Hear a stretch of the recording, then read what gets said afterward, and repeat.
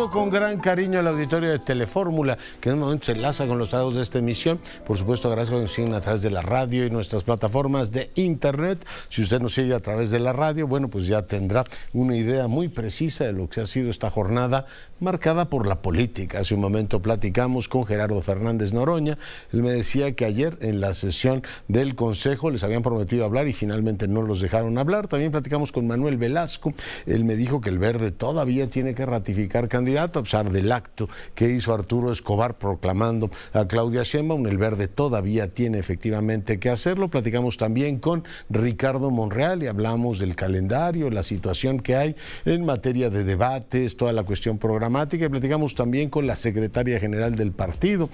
Bueno, le preguntábamos sobre los temas de transparencia. Va a haber un micrositio en la página de Morena en donde quede claro cuánto está gastando cada uno de los candidatos en sus viajes, en sus espectaculares, de tal manera que puedan todos ellos referirse al mismo y dar explicaciones a la, por supuesto, ciudadanía de que el dinero se está usando de manera transparente, que no hay desviación de recursos públicos y que no ocurra como pues ha ocurrido en otros procesos. Pienso en la revocación de mandato, donde empezaron a proliferar espectaculares y nadie supo de dónde salió el dinero. Bueno, todo eso en este caso lo tendrán que abordar. Me decía la secretaria general que no tienen todavía resuelto eso. Será, pues yo supongo que motivo prioritario, porque pues la transparencia es un asunto que todo partido democrático debe considerar, tal como está establecido en la Constitución. Son sujetos obligados. Le comento que hoy se presentó Xóchitl Gálvez al Palacio Nacional y el presidente le dijo, pues no le damos la palabra.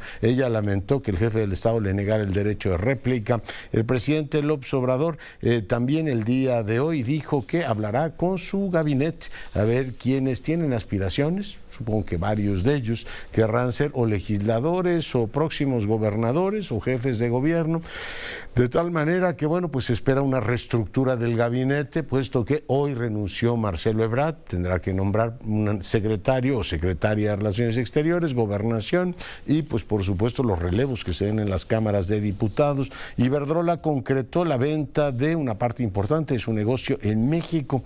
Ahora la duda es si esas plantas que Iberdrola le vende a México las operarán sus trabajadores o la CFE entra a operarlas, bueno, desplazando a los trabajadores que ya están ahí. La Suprema Corte de Justicia determinó que la solicitud para que algún ministro sea declarado impedido para participar en la resolución de juicios constitucionales solo procederá si el mismo ministro lo solicita.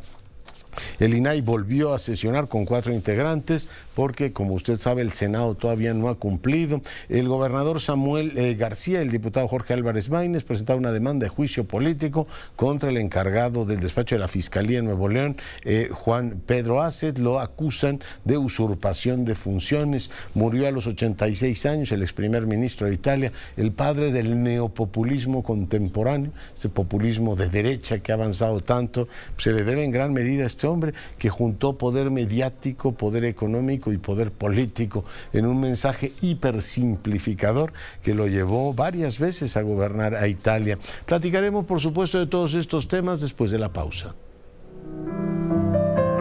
Seguimos con la información. Tengo aquí el posicionamiento del INE de cara a la reunión que tendrá con el presidente de la República. A menos de 3 meses de iniciar el proceso, este diálogo tiene como propósito refrendar la colaboración entre el INE y el gobierno. El INE reafirma, como lo ha hecho en cada proceso electoral, su compromiso con la imparcialidad y el respeto pleno al voto. Será interesante ver qué le dice la consejera presidenta al presidente sobre el proceso de selección de candidato, ¿no? Oiga, está usted fuera de tiempos y este proceso que se está llevando a cabo, que es muy bueno, muy exitoso y todo lo que usted quiera, está totalmente fuera de tiempo y yo soy la autoridad electoral. Pues espero que la presidenta tenga esa, digamos, capacidad de hacérselo ver al presidente y que él pues le cuente por qué razón se hace ahora, ¿no? Y si es un proceso que pueda efectivamente convalidarse posteriormente como una precampaña, porque para todo efecto práctico es eso. Será interesante que se lo pregunte, porque bueno, finalmente pues el INE se supone que no está pintado, ¿no? Y hay una legislación que sugiere cuáles son los tiempos para, en este caso, elegir candidatos. Y bueno, pues va a ocurrir esto en los próximos días. Sorprendido estoy de que una alcaldesa, la alcaldesa de Tijuana, dice que se irá a vivir Rocío Galván a un cuartel. A ver, cuéntame qué ocurrió. Buenas noches.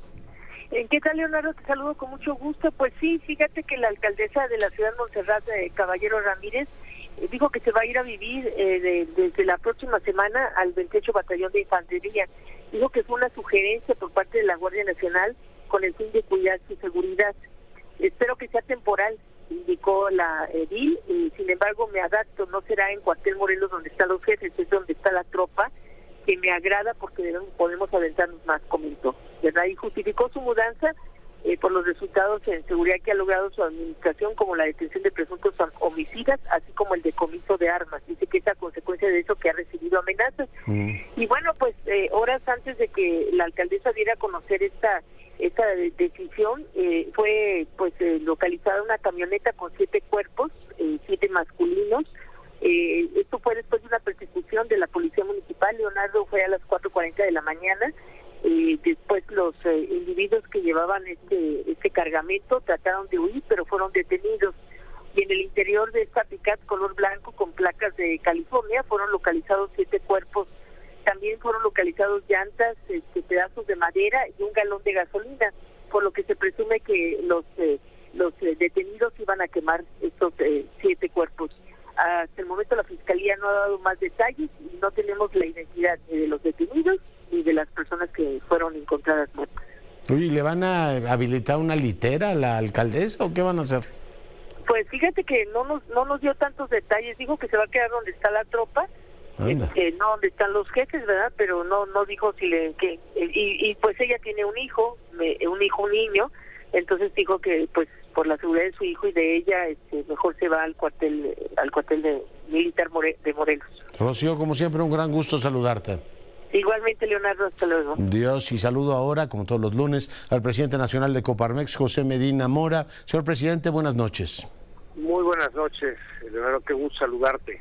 ¿Qué tema ponemos sobre la mesa? Bueno, tenemos una crisis migratoria en el país, en donde, por un lado, en la frontera sur sigue llegando migrantes de otros países y en la frontera norte no los dejan pasar. Nos parece que, si bien es cierto que lo más importante es que se respeten los derechos humanos de los migrantes, también es importante que esta migración se haga en orden. A través de la historia de la humanidad hemos aprendido que gracias a las migraciones los países avanzan, las culturas se enriquecen, pero sí es importante que tanto se respeten los derechos humanos de los migrantes como que esta migración se haga en orden. En ese sentido, hemos tenido iniciativas para acompañar a los migrantes a que completen los trámites de refugiados ante el Instituto Nacional de Migración, y con esto que saquen sus papeles en el SAT, su RFC, que les permite ya trabajar en México. Hemos comentado, Leonardo, que tenemos esta situación de vacantes abiertas que no podemos cubrir, y ha sido exitoso, sobre todo en Ciudad Juárez, en este acompañamiento que se han podido incorporar en estas plazas que están disponibles y que ayudan precisamente al sector productivo a cubrir. Estaremos llevando a cabo mañana y pasado un foro sobre migración en alianza con la UNICEF, con la Organización Internacional del Trabajo y con la Organización Internacional de Migración, de tal manera que podamos dar el enfoque, desde luego, de los derechos humanos de los migrantes, pero también de su incorporación laboral, pero especial énfasis en lo que es la migración de los niños, a los que tenemos que proteger, y desde luego tenemos que entender este fenómeno migratorio, observando que son personas, algunos huyendo de situaciones difíciles en sus países, y que debemos acoger, y claro que con orden, el irlos incorporando tanto en nuestro país como, bueno, ojalá que los Estados Unidos también, ante esta realidad de falta de mano de obra, permitieran esta entrada de migrantes que ayudaría a resolver esa parte. Estaremos sobre todo revisando esta parte del respeto a los derechos humanos. Muy bien, pues yo creo que es un tema fundamental y muy interesante, todos los ángulos que van a explorar. ¿Algún apunte más, presidente? Bueno, sí, hace 2 semanas en la Sierra Tarahumara hicimos una declaración por la justicia y la paz. Es importante como país recuperar esa paz que todos anhelamos. Estaremos, desde luego, dialogando en distintos foros. Tenemos un foro con los obispos de México que, claro que a partir de este asesinato de 2 jesuitas, en Cerro Cago y la Sierra Tarahumara hace justo un año, pues han levantado la voz y han propuesto tener estos foros con grupos de la ciudadanía para encontrar desde la ciudadanía qué podemos proponer para recuperar la paz que tanto anhelamos en el país. Muy bien. Pues, presidente, muy agradecido con usted, como siempre.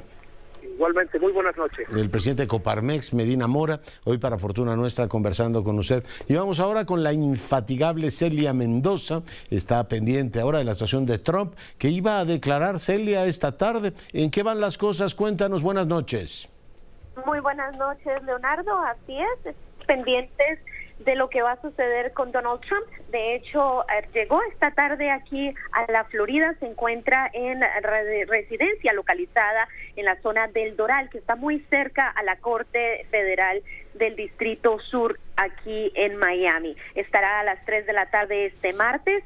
Los medios de comunicación ya se encuentran coordinando para tener acceso a esta Corte Federal, que no tiene la posibilidad de transmitir ningún tipo de video o de audio. De hecho, hace pocos minutos, la jueza encargada de este evento dio una declaración, una orden que evita que los medios de comunicación y los periodistas que estén en la sala puedan traer teléfonos celulares. Hay algunas excepciones que se hacen en este tipo de ocasiones para poder ir dando información acerca de lo que está sucediendo en la corte. Esto ha sido completamente vetado. Es un indicio de cómo quieren mantener este juicio, donde solamente las personas que estén físicamente podrán tener la capacidad de ser testigos de este hecho histórico. 37 y cargos los famosos federales. Dibujantes, claro. Así es, Leonardo, y esto obviamente tendrá muchos matices. Son 37 cargos federales que enfrentará Donald Trump. Esta noche estará tratando de determinar quiénes podrían reemplazar a los dos abogados que renunciaron el viernes de la semana pasada, quienes aseguraron que ya habían cumplido su periodo en este proceso, y al mismo tiempo es clave lo que sucederá en términos de la seguridad. A diferencia de Nueva York, hay un gran número de personas que están planeando venir, quienes apoyan al expresidente de los Estados Unidos. Hoy se vio alrededor de una docena o más o menos a los alrededores de del campo de golf que lleva el nombre del exmandatario, quienes estaban allí protestando, demostrando a favor de él. Sin embargo, hubo uno que otro contraprotestante, quienes estaban en contra de Donald Trump. Salieron allí con un traje de prisión anaranjado diciendo pónganlo preso, y esto ocasionó algunas fricciones. Esto será interesante para este martes, ya que la alcaldía de Miami dijo que no colocaría barricadas, a diferencia de Nueva York, donde aquellos en contra y a favor se mantuvieron separados. Al mismo tiempo, hay menos movilización, por lo menos lo pudimos notar, a diferencia de Nueva York, de la policía en la locación donde se estará esperando la llegada de Donald Trump este martes, donde definitivamente se hará historia siendo el primer expresidente en enfrentar cargos criminales federales. ¿Y uno de los escenarios es que en ese momento lo detengan, o eso está descartado, Celia? Técnicamente él va a ser arrestado. La manera en que funciona es que llegará a la corte, hará un traspaso de la custodia que tiene el servicio secreto, que es el que lo protege, siendo un expresidente de los Estados Unidos, pero entraría a la custodia directa del U.S. Marshal, que es el encargado de la detención. Será arrestado y se le colocarán las huellas digitales de manera electrónica, se hará el procedimiento tradicional, se llevará a la sala que queda en el piso número 13 de este edificio federal, y allí en esta sala, que tiene espacio para alrededor de 60 personas, donde se ha delimitado un área para 20 periodistas y miembros del público, cuando se le hará la lectura de estos cargos. Esto será importante en el sentido de que él tendrá que declararse culpable o inocente. Se espera que se declare inocente, no culpable, y esto abriría de inmediato el proceso para que inicie un juicio. Jack Smith, que es el fiscal especial, había pedido que se haga de manera rápida. Esto obviamente teniendo en cuenta que vienen las elecciones, pero la magistrada que está a cargo de esta parte inicial no es la asignada al caso, que es la señora Aileen Cannon, quien es una colombiana. Técnicamente lo arrestan, pero él puede, digamos, lo va a purgar, digamos, o sea, va a estar arrestado en su domicilio, entiendo, ¿no? Bueno, realmente no va a tener un arresto domiciliario, se le arresta para poder hacer el procedimiento, pero sale bajo libertad condicional y en este caso se le llamaría de esta manera, pero él tiene la libertad de hacer absolutamente todas sus campañas, viajar y salir, no tiene un riesgo alto de que se escape. Eso es una de las razones por las que en este caso no habría esa preocupación. Entonces él seguiría como lo que sucedió en Nueva York, seguirá haciendo su vida normal en medio de este proceso legal, pero sí existe la figura del proceso de arresto para procesarlo y presentar los cargos. Muy bien, pues Celia, como siempre, muy agradecido contigo.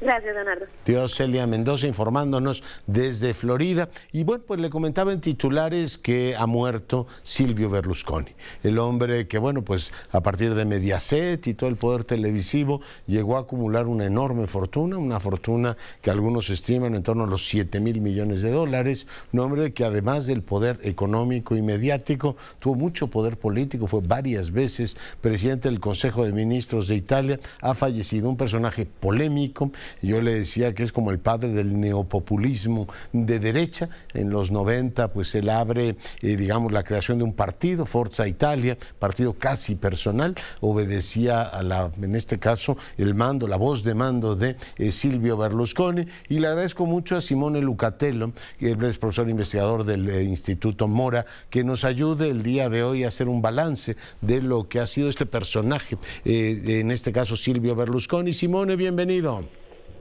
Gracias, muy buenas noches, bien, muchísimas gracias, Leonardo, gusto en saludarte y tenerme nuevamente contigo. Oye, pues cuéntale al auditorio que nos escuche y ve en todo el país, ¿qué balance tienes tú de esta figura, polémica figura de Silvio Berlusconi? Simone.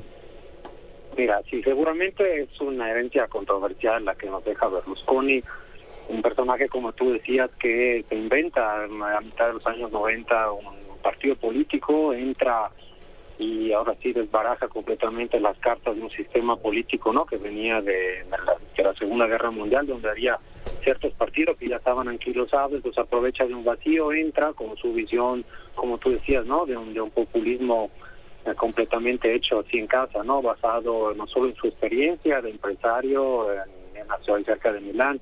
Es un empresario que tenía, ¿no?, mucho vínculo con el sector inmobiliario, con las televisiones, con las comunicaciones, entonces funda este partido y bueno, pues por 20 años es parte de un sistema político italiano ya inolvidable, que deja muchísima herencia, no solo en la forma de gobernar, sino que lo que ha hecho, ¿no?, con su visión y cómo ha permeado mucho los partidos populistas que todavía siguen en el gobierno. Sí, obviamente es un personaje muy controversial, también por sus escándalos, por la forma en que gobernó, por su control de la agenda pública a través de sus imperios, ¿no?, de televisión, de medios de comunicación. Y bueno, poco a poco ha dominado, si quieres, la clase media del país, ¿no? Esto también es muy explicable por algunos aspectos, ¿no? Pero bueno, una cultura, ahora sí, ¿no?, muy aspiracionista, del éxito, una cultura también basada en estos elementos, ¿no?, que lo hicieron tristemente famoso también en temas, ¿no?, de sus fiestas, de sus gustos y placeres, muchas cosas que realmente fueron una mezcla, ¿no?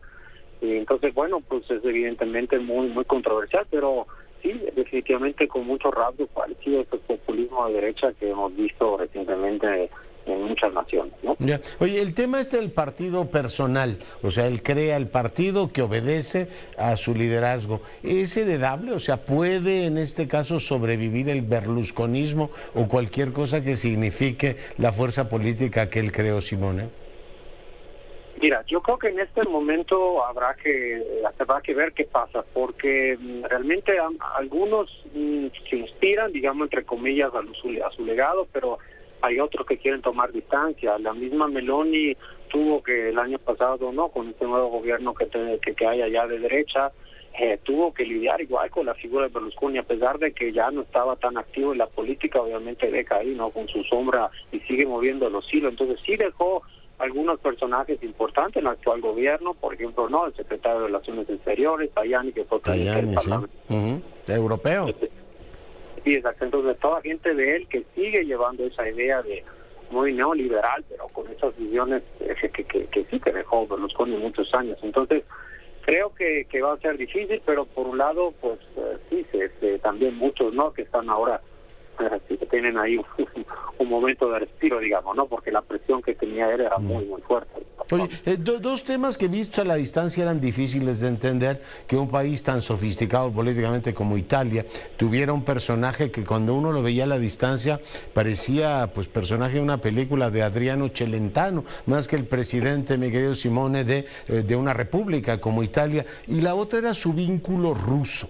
Yo no sé en este caso esos dos temas, si esta parte estrafalaria de un individuo que hacía las fiestas, estas como de Pasha, ¿no? Un poco fuera de órbita para el gusto incluso latinoamericano, y por otro lado este vínculo profundo con Putin. De esos dos temas, ¿qué me comenta, Simona? Sí, totalmente de acuerdo. Mira, empiezo con lo de Putin, creo que es la más grande contradicción que hay, porque tú recordás, bueno, cuando entra en a llenar este vacío político, como le llamaba él, ¿no? Después de la operación de manos limpias, donde se acabó ahí del Parlamento, ¿no? Que venía en ese momento. Bueno, él entra y su eslogan era totalmente en contra del comunismo y en contra de esa ideología. Pero resulta que su mejor amigo, su mejor ahora sí compañero, ¿no? Hasta de luchas de los últimos años ha sido Putin. Entonces una contradicción enorme que yo creo que nunca se entendió bien hasta a nivel político, ¿no? Y alguna gente sí le comentaría, a ver, aquí es una gran contradicción. Primero me dice que no a los comunistas, y luego, bueno, nuevamente, ¿no? La derivación de Putin es la que más lo ayudó, ¿no? Entonces su eslogan era comunismo, libertad, pero resulta que finalmente esa libertad, ¿no? Al final es con los compañeros comunistas. Y esta Entonces, parte profundamente frívola del caballero Bunga Bunga, ¿pegaba en Italia? ¿Era un elemento políticamente rentable? Mira, yo creo que solamente en algunos sectores, obviamente, ¿no? Toda la parte de izquierda, por supuesto, la oposición no pegó en muchas partes, ¿no? De los sectores, si quieres, intelectuales, académicos, pero había un modus vivendi, por ejemplo, que los empresarios, que tú sabes son también la parte, ¿no? La espina dorsal de la economía italiana, pegó muchísimo. Entonces eso sí fue una manera para mucho de verse, ¿no? Como lo copiaron en muchísimas cosas. Entonces dejó ahí también una herencia, no tanto en su forma de hacer, si quieres, ¿no? Economía, por un lado, porque también es muy contradictoria, pero sobre todo en la forma de actuar, ¿no? Entonces se han replicado realmente miles de pequeños Berlusconi en el sector empresarial, y bueno, pues eso también dejó, ¿no? Una parte ahí muy marcada. Muy bien, pues Simone, como siempre, muy agradecidos contigo. No, te agradezco mucho y bueno, buenas noches y un abrazo. Gracias, el doctor Lucatello, ayudándonos a poner en contexto la figura de Silvio Berlusconi. Saludo ahora a Salomón Chertorivsky, como todos los lunes. Salomón, ¿cómo estás? Hola, querido Leonardo, te saludo con enorme gusto, como siempre, a ti y al auditorio. Oye, hace un momento preguntaba si la consejera presidenta del INE, mañana va a ir a desayunar con el presidente, le va a decir, a ver, señor jefe del Estado, ¿me puede usted explicar cómo es posible que tengan una precampaña cuando todavía no son los tiempos para hacer? No sé si se lo va a preguntar, pero la pregunta flota en todo el país. Salomón. Pues no solo debe de flotar, querido Leonardo, es una flagrante violación a nuestra norma electoral. O sea, lo que anunció Morena y lo que ya están haciendo todos quienes aspiran a gobernar este país es romper la ley. O sea, así empiezan su aspiración por ser presidente o presidentes de nuestro México, violando la ley, una tras otra, tras otra, tras otra. Han hecho actos anticipados de campaña todo el tiempo. La semana pasada yo interponía una queja ante el INE porque la jefa de gobierno, la jefa de gobierno que el viernes dejará de cobrar, pero ya lleva mucho tiempo sin ser jefa de gobierno, lleva 125 procedimientos de actos anticipados de campaña y como servidora pública de estar participando en campaña. Lo que se hace es realmente una afrenta a nuestra normatividad electoral, normatividad que se construyó en mucho por las quejas del actual presidente que decía y pedía que hubieran menos días de campaña, que los recursos que se utilizaran para las campañas estuvieran perfectamente bien fiscalizados. Oye, Salomón, y más días de campaña es más dinero, ¿no? Ahí está una tentación que yo creo que es perversa. Porque ¿quién paga pero espectaculares por supuesto, viajes? Pues, oye, pero hasta para la gasolina, para la gente que te va a acompañar, cualquier persona que nos esté escuchando sabe lo que puede costar. Imagínate tener un equipo de personas que esté movilizándote contigo todos los días, por más austera o austero que seas. La gasolina, los vehículos, porque no puedes utilizar los vehículos que te asigna el sector público, ¿verdad? O eso esperaría. ¿Quién los va a prestar? Te los van a prestar proveedores que fueron de tus secretarías, de tu gobierno. No, es un escándalo que hemos normalizado. Hoy interpusimos Jorge Álvarez Maínez, diputado federal, junto conmigo en Movimiento Ciudadano, coordinador de la bancada de MC, y un servidor, un recurso ante el Tribunal Electoral, porque lo que hizo Morena es realmente una violación flagrante. Veamos qué sucede y si la autoridad electoral, en este caso el tribunal, pues sí va a sancionar y va a detener ahora sí que es una afrenta al árbitro electoral. Una más, estimado Leonardo, pero realmente nos debería de preocupar a todos, porque cuando rompemos nuestro pacto civilizatorio y cuando lo rompen quienes se dicen que están hasta arriba en las encuestas, quienes tienen las mayores posibilidades, lo dicen ellos, de gobernar este país, y se atreven con tanto cinismo, con tanta vergüenza o sinvergüenza de romper la ley, nos debemos de preocupar, porque ¿en qué más van a romper la ley? ¿O nos van a salir eso que la ley es la ley, o que la ley aplique para todos, ¿no? Pues ese el dicho de Juárez, que le encanta repetir al presidente, que arriba de la ley nada, o por encima de la ley nada, pues ahora resulta que todo está por encima de la ley, sobre todo hacer campaña, ¿no, Leonardo? Y uno de los temas interesantes, hace un ratito platicaba con la secretaria general, va a haber un micrositio donde se registren viajes y todo lo demás, tal manera que, bueno, transparencia, recordar que está parado el INAI, pero en este caso, pues le informen a los propios contendientes de qué está gastando cada cual, ¿no? Pero me dice que ese punto todavía no lo han atendido, no parece ser efectivamente prioritario, pero sí resulta cuando menos escandaloso que estén absolutamente fuera de tiempo y pues no se sabe cómo llamar esto. Yo había propuesto el término paleocampaña, pero tampoco es una paleocampaña porque no está reglamentada. No está reglamentada, Leonardo, y lo que sí está reglamentado es cuándo se puede iniciar una precampaña, bajo qué criterios, cómo se fiscalizan estos recursos y lo que ayer inició. Y ya llevamos, insisto, es que no es una novedad, pero ahora lo formalizan como si realmente estuvieran cumpliendo con un proceso legal, cuando no, están pasando por encima de todo, Leonardo, y no podemos normalizar estas cosas. En el momento que se vuelvan normales, entonces, en efecto, pues la ley es la ley y me la paso por donde quiera, y entonces para todo lo demás, pues ¿qué sucede? ¿En qué estamos? ¿En qué país estamos viviendo? Cuando los que se dicen con la mayoría y que quieren repetir un gobierno están absolutamente dispuestos a transgredir todas las normas. Eso se llama trampa, y desde que jugábamos, Leonardo, fútbol en la calle, en el camellón, cuando alguien se pasaba de vivo se le sancionaba.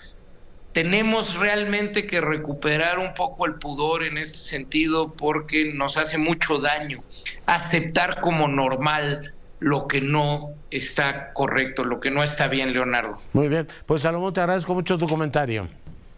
Leonardo, que estés muy bien, buenas noches, saludos al auditorio. Lo mismo, y voy a hablar con Salvador Guerrero en un momento más. Me escribe Sara Lovera y me dice, Fox hizo campaña 2 años, es verdad, hizo campaña desde la mitad, desde el 98, después lo multaron, ¿eh? Aquí hay 2 consecuencias que creo que habrá que anotar, ¿no? Estamos platicando, por supuesto, con los actores políticos, y sobre el tema de la marcha, bueno, pues hay una, sobre el tema de la marcha de las precampañas, hay una, pues, reflexión importante que hacer. O sea, si se violan las normas, si hay actos anticipados tan evidentes como los que se han comentado, pues en algún momento el tribunal va a decir, oiga, pues ¿sabe qué?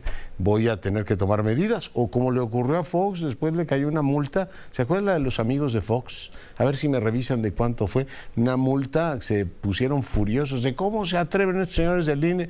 Señor, usted financió una campaña en tiempos irregulares y no con dinero totalmente claro. Así es que pues, probablemente tengamos algo así el próximo sexenio. Pero pausa, volvemos con la información, además de toda la política y todos estos temas. Hoy también es Día Mundial contra el Trabajo Infantil. Yo le agradezco mucho al doctor Guerrero Chiprés, quien preside el Consejo Ciudadano de Seguridad Pública y Procuración de Justicia, que el día de hoy comparte una reflexión con nosotros. Salvador, bienvenido. Muchas gracias, mucho gusto en saludarte y pues buenas noches a todos. Lo primero que hay que decir respecto precisamente de este Día Internacional contra el Trabajo Infantil es que hay que distinguir aquel que es claramente ilegal del que no lo es. La propia ley establece que aquellos que tengan más de 14 años y que tengan condiciones de que no se afecte su desarrollo, digamos, físico, así como emocional y educativo, pueden trabajar. El caso es aquellos niños que de manera ilegal, de manera ilegítima, también están supeditados a vulnerabilidades por el abuso del trabajo infantil. Y aquí hay que decir que el Consejo Ciudadano ha recibido de mayo del año pasado a esta fecha 184 reportes por este tipo de trabajo ilegal, y destaca, Leonardo, y lo quiero compartir contigo y con tu audiencia, que básicamente el 94% de los reportes los hacen personas mayores de edad, es decir, personas que ven a niños que se encuentran en talleres, en locales, en negocios, en la calle, en el campo agrícola, en una residencia, en una tienda, en un mercado, en un tianguis, y que eventualmente no están recibiendo la atención y el cuidado que debieran. Ya, es por supuesto todo un tema. Hay lugares efectivamente donde lo hacen y nos hemos acostumbrado a que ocurra efectivamente de manera casi natural. Supermercados, autolavados, doctor. Así es, de hecho, los principales locales de trabajo donde se encuentra, según los datos del Consejo, 14% es en autolavados, café, internet, loncherías, 10% en cerrajerías, en otros locales semejantes no especificados, 7% en talleres de costura y tapicería, y hay que decir que el 26% de los principales lugares de trabajo infantil ilegal identificados se encuentran en el espacio público, en otras palabras, en la calle. Y señalar también que las principales entidades que reportan son Estado de México, Jalisco, Querétaro y Quintana Roo, y también decirles que siempre hay una posibilidad de denunciar y de atender esas denuncias. Tenemos una relación directa con el DIF y su sistema de procuradurías, así como con la Fiscalía General de Justicia y la Secretaría de Seguridad Ciudadana, para atender aquello que es ilegal e ilegítimo, y aquí hay que incluir también el riesgo de niños que estén en alguna de las modalidades de trata de personas, sobre todo servidumbre y mendicidad forzosa. Salvador, como siempre, muy agradecidos contigo. Le mando un abrazo y buenas noches. Salvador Guerrero, presidente del Consejo de Seguridad de esta capital, Consejo Ciudadano de Seguridad y Justicia de esta capital. Doy ahora la más cordial bienvenida a Pedro Miguel, usted lo conoce, un muy conocido e influyente periodista, además integrante del Comité Ejecutivo Nacional de Morena. Pedro, ¿cómo estás? Bienvenido. Leonardo, buenas noches, gracias por la invitación. No soy integrante del Consejo del Comité Ejecutivo Nacional de Morena. Salí ahí por accidente. Saliste ahí por accidente. Bueno, oye, cuéntanos, sí. ¿Qué valoración tienes de las últimas reuniones? Tú estuviste en la reunión, por supuesto, en la de ayer. Sí. Pero en la de Porrúa en la noche, en aquella no estuviste.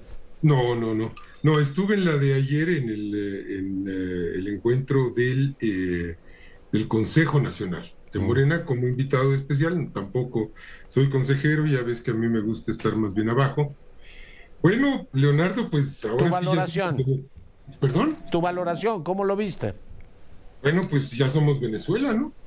Vamos a elegir al candidato del partido oficialista por una encuesta abierta a la población, y ese candidato o candidata va a tener que enfrentar a una oposición en comicios democráticos.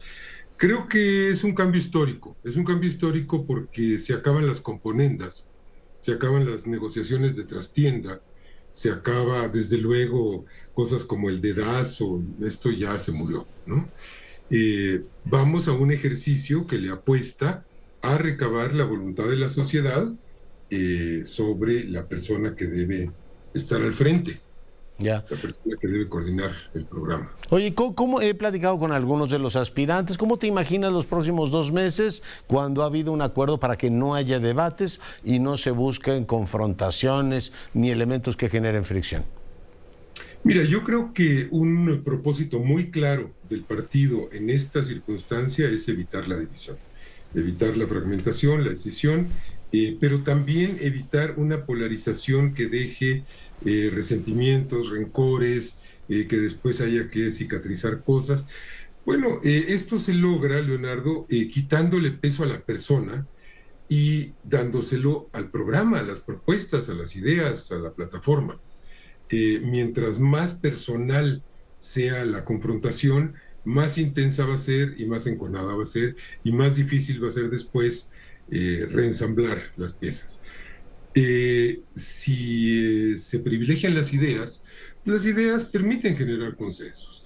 Y a mí me parece que hay muy pocos desacuerdos en torno a lo que debe seguir en el capítulo 2 de la Cuarta Transformación, siempre y cuando la ciudadanía le otorgue a Morena y a la coalición de partidos que gobierna un mandato en 2024. El tema, digamos, es que habrá encuesta abierta, ¿no? Entiendo que se hará una muestra nacional y hay mucha gente que todavía no conoce.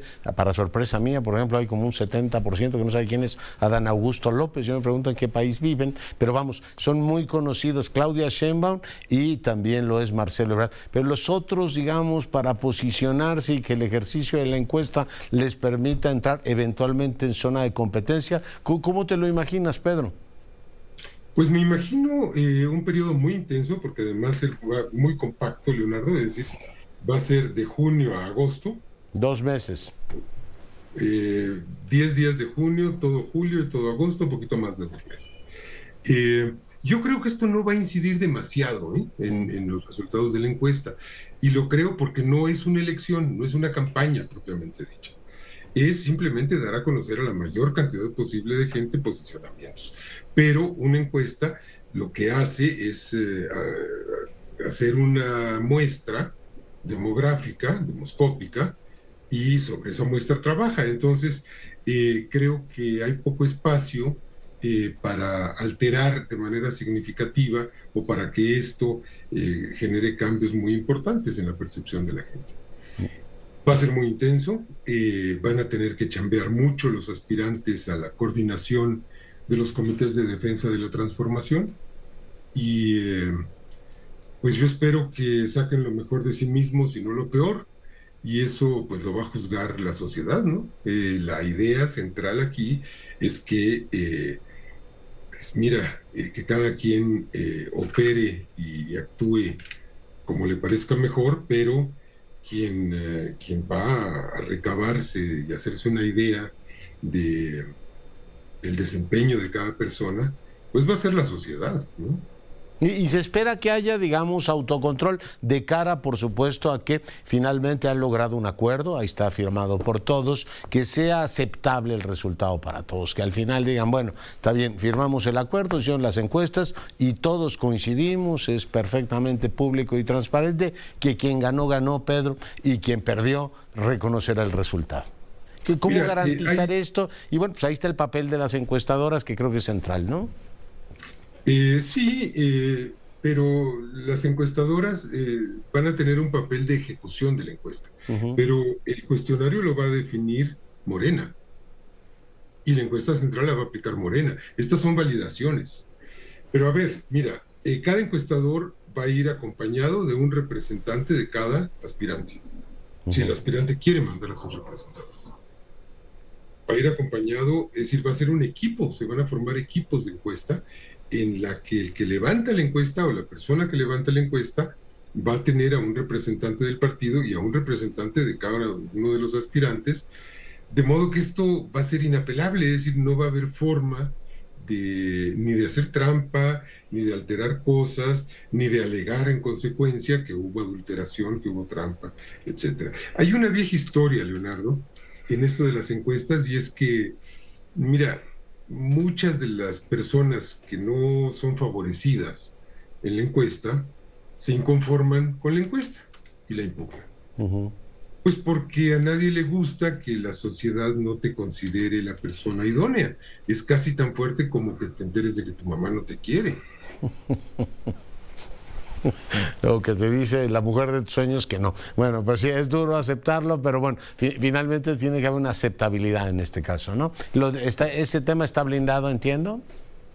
Yo creo que está bastante blindado, es decir, creo que no hay forma ni de alterar la encuesta y en consecuencia de que alguien alegue de que hubo trampa. Pues ¿cómo va a haber trampa? ¿No? Yeah. Pues va a ser un proceso absolutamente transparente por primera vez, porque hay que aclarar que antes el manejo de las encuestas era un manejo discreto que se le enseñaba a los participantes, por una razón muy simple además, pues porque se trataba de agregarle, de evitar que a la discusión política se le agregara una discusión metodológica, que tú sabes bien que una discusión de técnicas demoscópicas es algo muy laberíntico, ¿no? Sí, lo es efectivamente.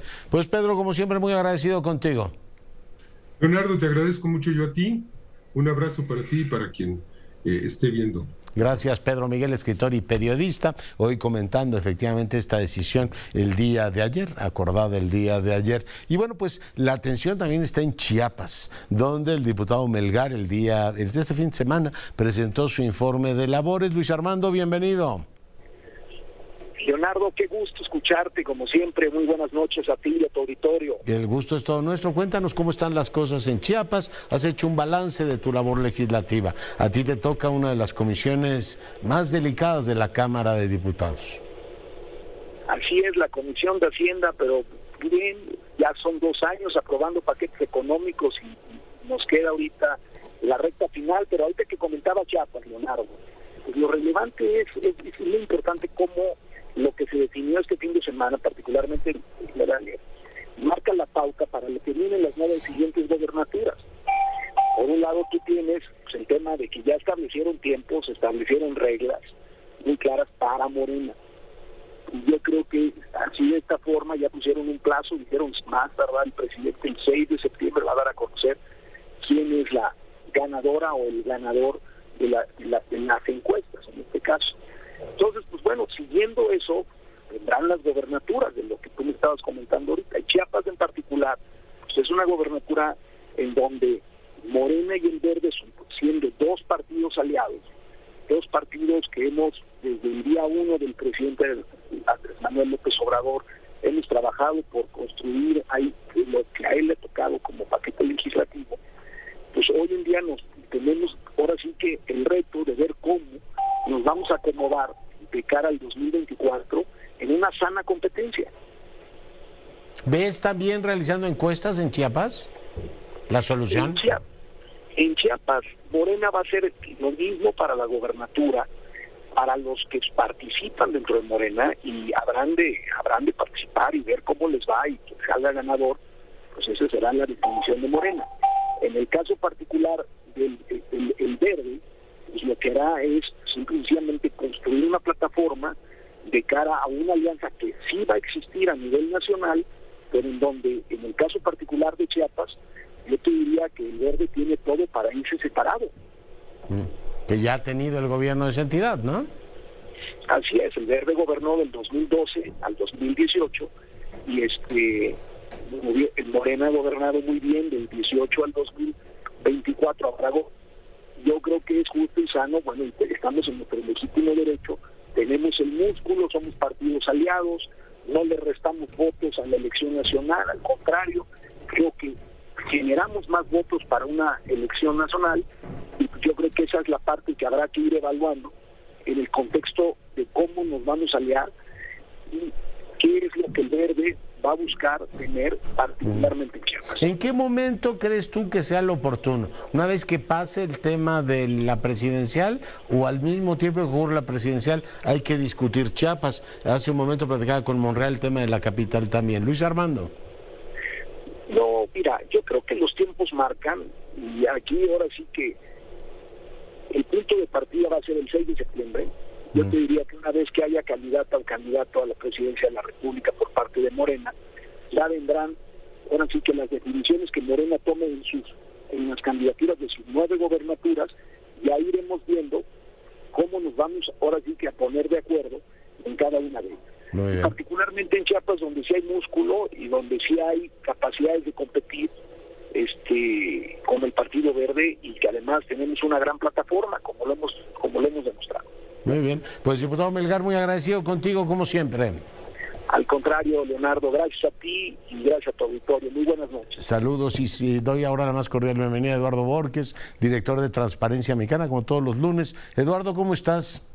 Con mucho gusto de saludarte, Leonardo, y pues escuchando con interés a Luis Armando Melgar, al diputado Melgar, sobre el tema de Chiapas. Oye, ¿de qué vamos a platicar tú y yo hoy?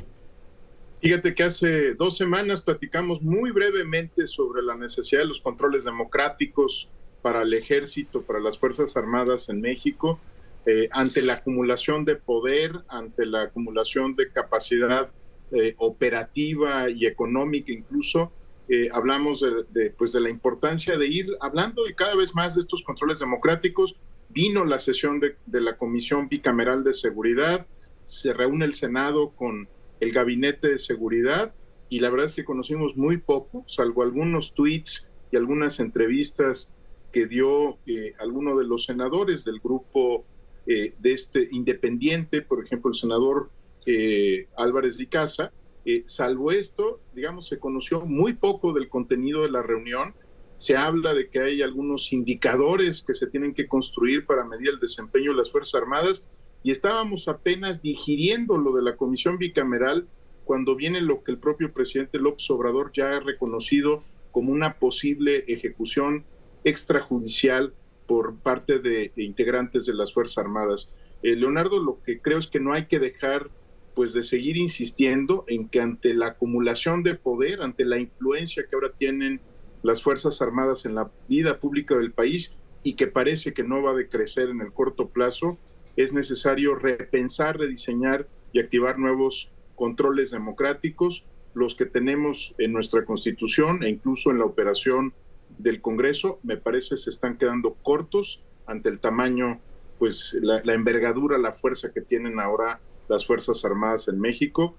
Ojalá conversemos con amplitud de este tema, no solo en estos espacios, sino en el Senado de la República y en la Cámara de Diputados, porque se necesita. Es un poder pues cada vez mayor, yo te diría por momentos inconmensurable en esta administración. Sí, absolutamente, y hace falta ese control. Ahora pues tenemos un Senado que ya está desbalagando. Ricardo Monreal, que presidía esa comisión a la que tú te refieres, ya se va. Vamos a ver en quién queda la Junta de Coordinación Política y por supuesto la coordinación de la mayoría, ver si empujan no solo este tema que creo que con toda pertinencia pone sobre la mesa Eduardo, sino también pues integrar el INAI, ¿no?, que es uno de los pendientes que tiene también este Senado de la República, que ya está preocupado por la sucesión, pero tiene todos esos pendientes. Te mando un gran abrazo y te agradezco tu comentario.